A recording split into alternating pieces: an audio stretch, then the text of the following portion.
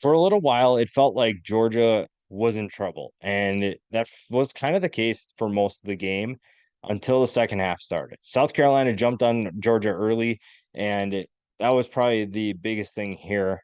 And it was a game of two halves, really. You look at the first half, South Carolina was up, and they were playing with a ton of confidence. They were playing really well, and then it was like two different teams came out for both sides in the second half. I think that the 14-3 start was really good for South Carolina. That was really good to see if you're a South Carolina fan.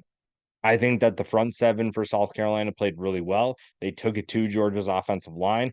Tonka Hemingway, again, there were a lot of matchups that I talked about coming into this week that played out to be really important, and guys played really well. Tonka Hemingway is one of those guys. He was disruptive. He could have had a number of other plays that he could have made, but either he was getting double teamed or just missed on that play. He had a good game, and that's really what helped South Carolina stick around in this game.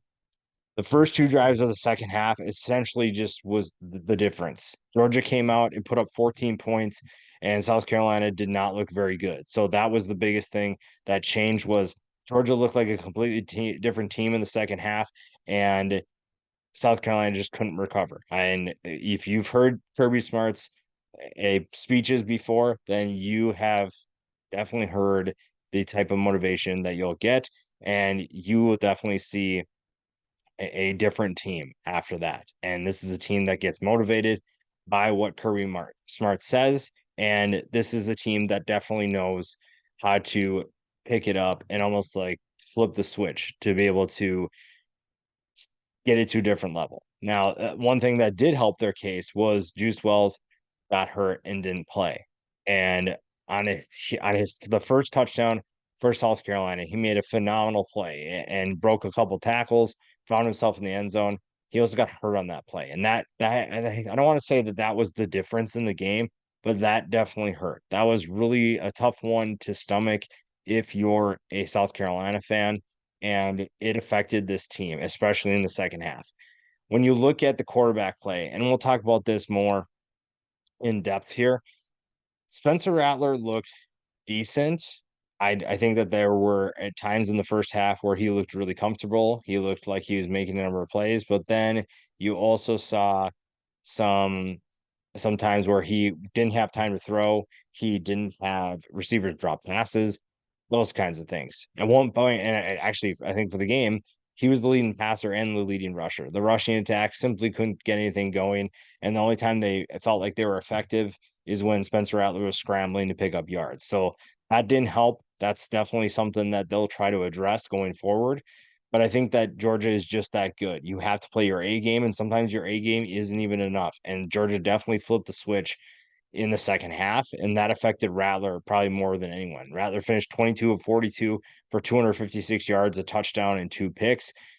First half, Spencer Rattler looked really good. The second half, Spencer Rattler never really got going, and not all of that is his fault. And then when you look on the other side, I think the one thing, if you're a Georgia fan, is you need to figure out if Carson Beck can lead you to wins.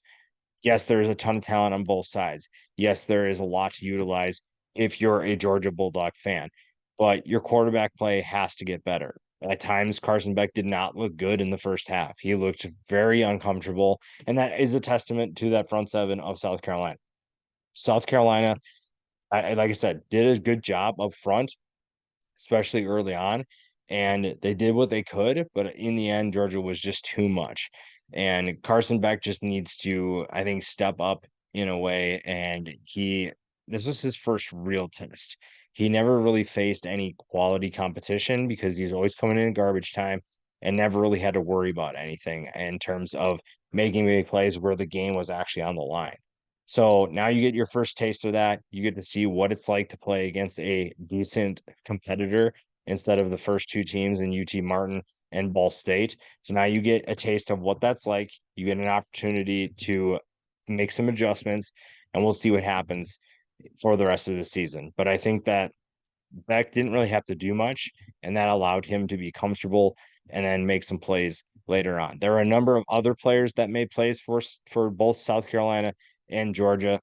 I think the one player that, even though he's not on this list, I think Brock Bowers showed that he is an absolute unit. There were a couple plays where South Carolina went for kill shots and they tried to knock him out, and he just barely flinched. He didn't, it almost was like he didn't even get hit. He just moved so little that it almost just made you seem like what just happened.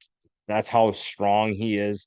That has how balanced he is. And South Carolina tried to send a message, but it kind of backfired. And that's this again. Brock Bowers did not have the best game, but he definitely showed that he has a special skill set that will be playing on Sundays next year. The defense for Georgia plays a different breed of defense. They were thumping everybody. Their hits appear to be harder, and you saw that on a number of plays. Kamari Lassiter had a big game, 4 tackles, 2.5 tackles for loss, 2 passes defended. He had a number of hits where you definitely heard them or felt them when you watched them. Jamon Dumas Johnson was pretty much everywhere on the field. He had a big game. Dejan Edwards had a solid performance for this rushing attack. This is a rushing attack that everyone wanted to see take a step forward. And I think that we saw that a little bit today. Still could expect a little bit more, especially against that front seven against South Carolina. Showed that maybe there is a little bit of concern. And if you're on South Carolina, you see that there is potential there. I think that there's potential to be a solid unit up front, and that could help them against other teams. It just didn't help them against Georgia. Juice Wells obviously deserves to be mentioned because of that play, the touchdown, but obviously his injury really hurt. Debo Williams had a solid game at defense for South Carolina as well, but again, just not enough to get that to work. And I think that this was still a strong performance in the first half for South Carolina. And overall, a good thing to build on if you're South Carolina. The fact that you didn't lose by nearly as much. This game was close for most of the game. So the fact that you were in this game up until the end says a lot about maybe your future and what you'd expect for the rest of the season.